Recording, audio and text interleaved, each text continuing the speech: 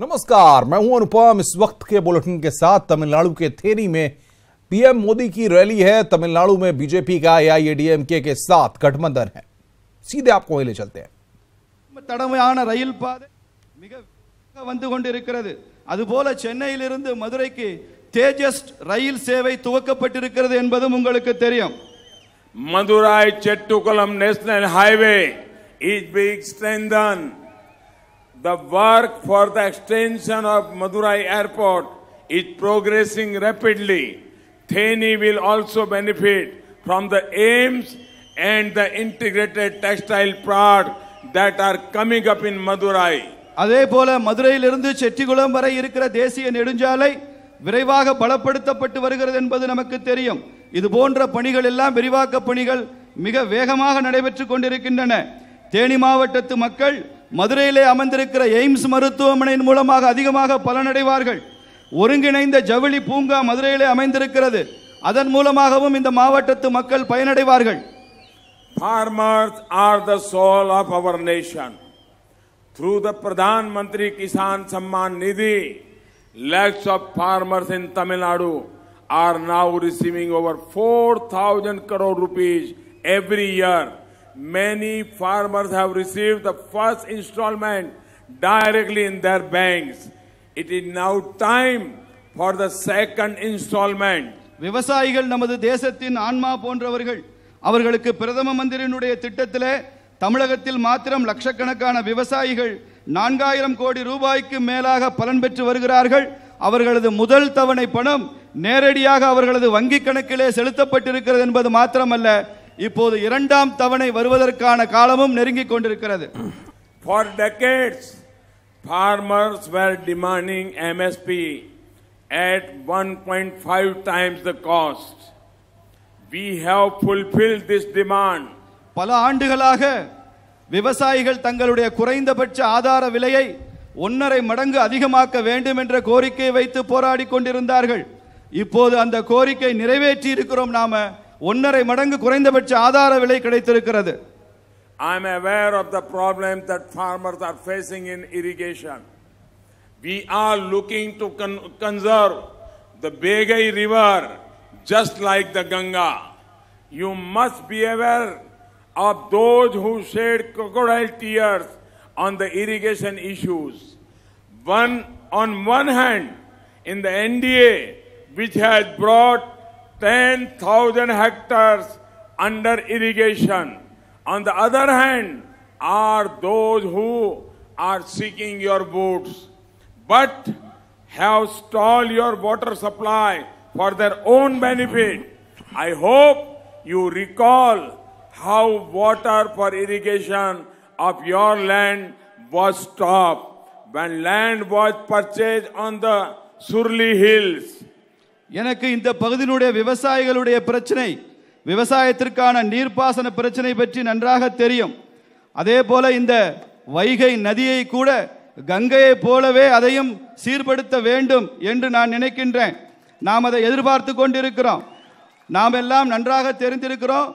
இந்த பகுதியில் முதலை கண்ணீர் வடிப்பவர்கள் யார், நீர்ப்பாசனத்திற்கு தண்ணீர் இல்லையா என்று முதலை கண்ணீர் வடிப்பவர்கள் யார் என்பது நமக்கு தெரியும்.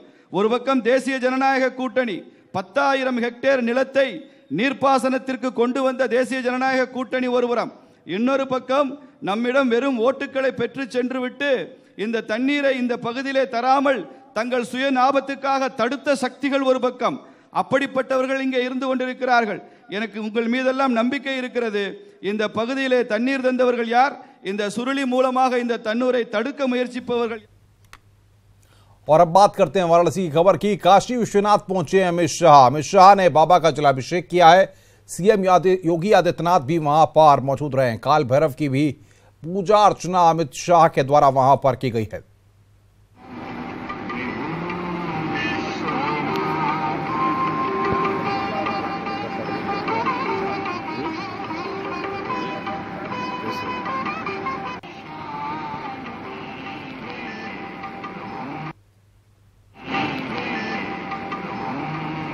तो काशी के कोतवाल की आराधना काल भैरव की उतारी गई है।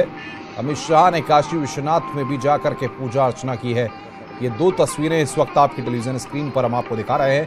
काशी विश्वनाथ में पूजा की और काशी के कोतवाल की काल भैरव की आरती उतारी गई है। वो दृश्य आपकी टेलीविजन स्क्रीन पर। अमित शाह ने बाबा का जलाभिषेक किया है। काशी विश्वनाथ में पहुंच करके पूजा अर्चना की है और जलाभिषेक किया है। साथ ही काशी के कोतवाल काल भैरव की आरती उतारी है।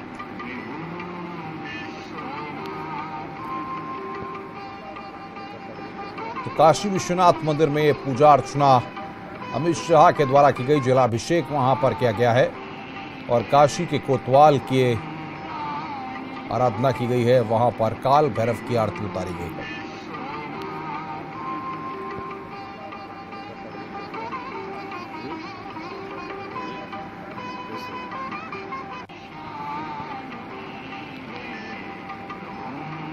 बीजेपी के राष्ट्रीय अध्यक्ष अमित शाह ने पहले काशी विश्वनाथ के दर्शन किए, बाबा को जलाभिषेक किया। उसके बाद वो काशी के कोतवाल यानी काल भैरव के दरबार पहुंचे और यहां तेल चढ़ाकर जीत की मन्नत मांगी। कैमरामैन रेहान के साथ उपेंद्र द्विवेदी, न्यूज़ 18 वाराणसी। वाराणसी के बाद अमित शाह कानपुर के लिए रवाना हो चुके हैं, जहां वो कानपुर बुंदेलखंड क्षेत्र की समीक्षा बैठक करेंगे और जीत का फॉर्मूला तैयार करते हुए पार्टी के जनप्रतिनिधियों पदाधिकारियों के साथ बैठक कर रणनीति भी बनाएंगे। बैठक में सीएम योगी आदित्यनाथ, प्रदेश अध्यक्ष महेंद्र नाथ पांडे, संगठन मंत्री सुनील बंसल सहित अन्य नेता मौजूद रहेंगे।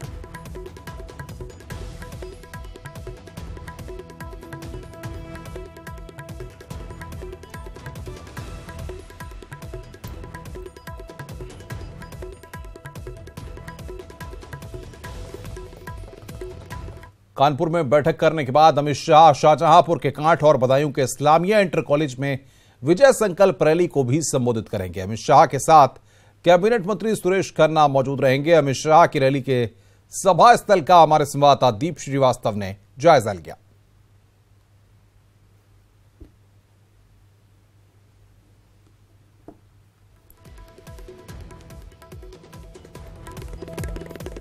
शाहजहांपुर में अमित शाह की रैली इसी ग्राउंड पे होनी है। बताया जा रहा है कि 3 बजे के आसपास इस रामलीला ग्राउंड पे वह सभा को संबोधित करेंगे।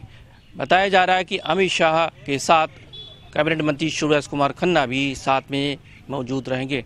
वह बीजेपी प्रत्याशी अरुण सागर के पक्ष में यहां वोट मांगेंगे। बताया जा रहा है कि 50,000 के करीब यहां पर भारी भीड़ उमड़ने की संभावना है। दीप श्रीवास्तव, न्यूज़ 18, शाहजहांपुर।